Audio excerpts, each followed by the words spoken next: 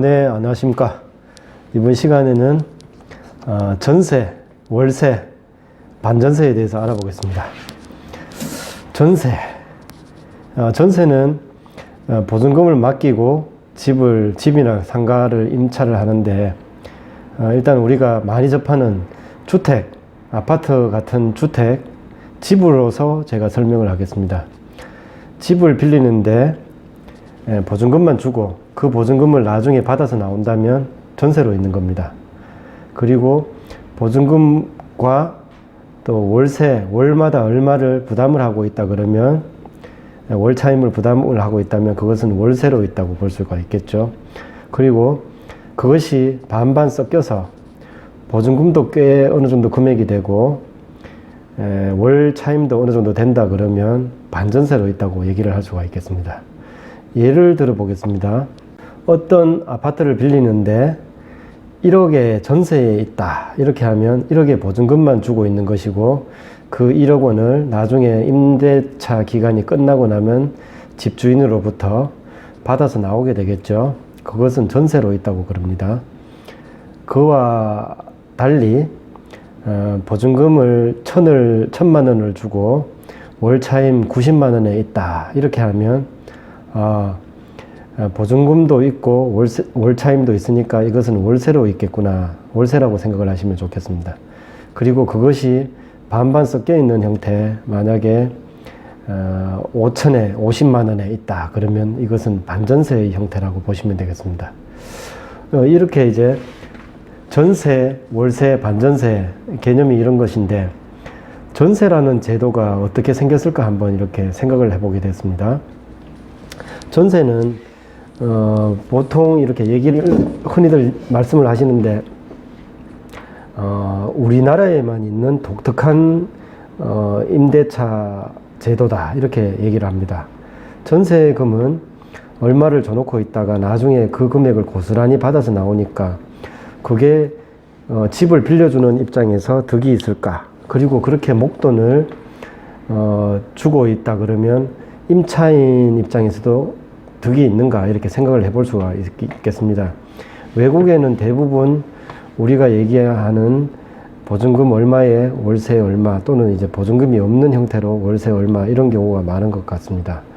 우리나라에만 있다는 전세 제도는 어떻게 생겼는가 제가 한번 이렇게 저렇게 찾아보니까 우선 이제 강화도 조약, 우리가 이제 강제적으로 이렇게 개항을 하게 되고 외국 문물을 이제 받아들일 수밖에 없었는데, 그때 개항을 하게 된 도시가 인천, 부산, 원산이라든가 이렇게 세 개의 그 항구 도시였습니다.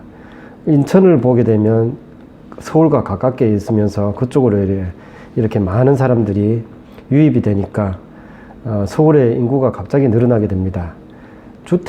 기존 주택을 가지고 있지 않은 외지 사람들이 주택을 이제 빌리게 됐고, 그렇게 이제 세를 얻게 되는데, 그때 이제 전세의 형태가 나타나게 되었답니다.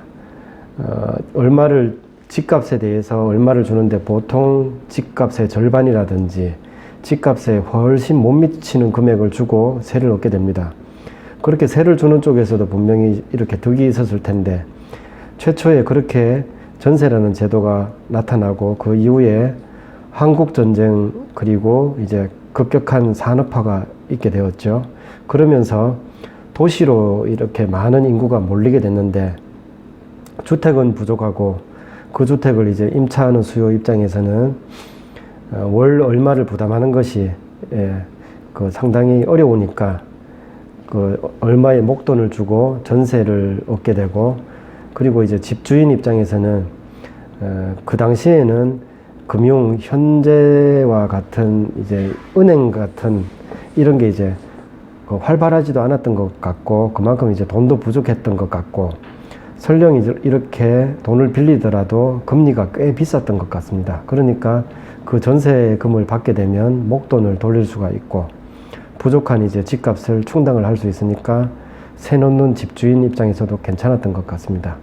임차인 입장에서는 지금도 그런데 당장에 이제 집을 그 집값에 얼마 안 하는 금액으로 그 집을 온전하게 쓸 수가 있고, 아파트 같으면 그리고 월세를 이렇게 부담을 하고 있다가 전세를 얻게 되면 당장에 이제 나가는 돈이 줄어들고 없어지는 것처럼 보이니까 전세를 얻는 입장에서는 목돈을 계속 유지할 수가 있고, 그것을 토대로 나중에 집을 살 수도 있으니까 괜찮다고 보는 것 같습니다.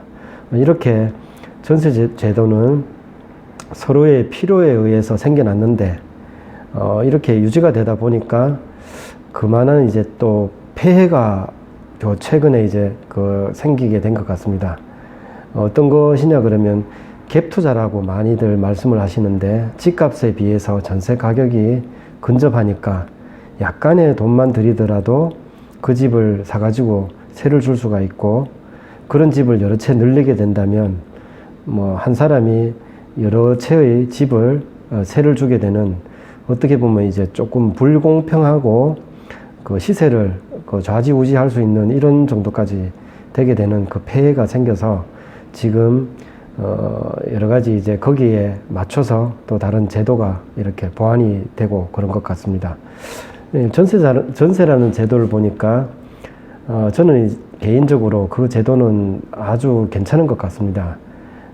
외국에 비해서 없는 제도라고들 하는데, 그 제도로 인해서 우리가 급격하게 집이 부족할 때도 견뎌내는 것 같고, 그리고 그것을 가지고 이제 내 집을 마련할 수 있다는 희망과 열심히 살게 된 그 동기부여가 되지 않았나 싶기도 합니다. 그리고 월세 지출이 없으니까 재산을 모으기도 좋은 것 같고, 괜찮은 제도니까 계속 이어지면 좋겠습니다.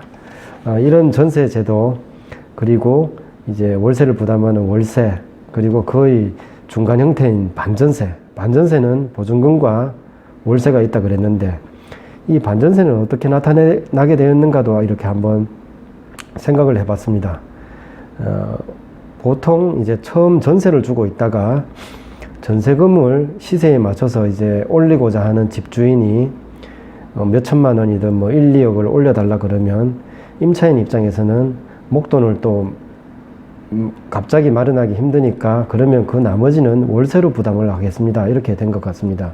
그러면 전세금이 꽤 되는 얼마가 있고, 그 외에 월세를 또 얼마 부담을 하다 보니까 반전세의 형태가 된 것 같고, 그러한 이유 외에는 요즘 이제 세를 얻는 임대인 입장에서 금리가 낮다 보니까 전세금을 받아도 별로 이렇게 소용이 없다, 월세로 전환을 하고 싶다, 그런데 월세를 또 많이 부담을 할 임차인이 부족하다, 그럴 때는 이제 서로 간의 타협에 의해서 반전세의 형태도 나타나게 된 것 같습니다. 이렇게 세를 얻는 형태는 전세, 월세, 그 중간인 반전세도 있는데, 또 한 가지 언급 안 한 게 있죠. 어떤 거냐 하면, 월세도 보증금을 가지고 있었는데 보증금이 없는 형태의 월세를 일시적으로 납부를 하고 그 기간 동안 살게 되는 사글세가 있습니다. 사글세는 말 그대로 사가버리는 세, 여기서 나왔는 말인 것 같습니다. 보증금이 유지가 되지 않는 세라고 보면 사글세라는 말이 좀 이해는 가는 것 같습니다. 사글세는 월세, 보증금을 주고 월세를 얼마 부담할 정도까지도 안 되는 조금 경제적으로 곤란한 분들이 선호하는 형태고, 보증금이 없다 보니까 큰 부담이 없습니다. 그리고 임대인 입장에서도 약정했는 기간만큼은 월세를 받을 수 있게 되니까 그것을 나쁘다고 그렇게 나쁘게 보지만은 않는 것 같고, 그리고 뭐 짐을 뺀다든지 그렇게 이제 좀 나중에 곤란한 경우를 만들지 않을 가능성을 보고 그냥 임대인 입장에서는 보증금 없이 전체의 월세를 일시불로 받고 세를 주는 것 같습니다. 이런 형태를 갖다가 사글세라고 그러는데, 최근에는 이런 사글세 형태의 그 임대는 좀 줄어들고 거의 없는 것 같고, 월세, 보증금 얼마에 월 얼마를 부담하는 월세 형태가 많은 것 같습니다. 오늘은 이렇게 전세, 월세, 그 중간인 반전세, 그리고 사글세에 대해서 알아봤습니다. 다음번에는 또 다른 주제로 찾아뵙겠습니다. 감사합니다.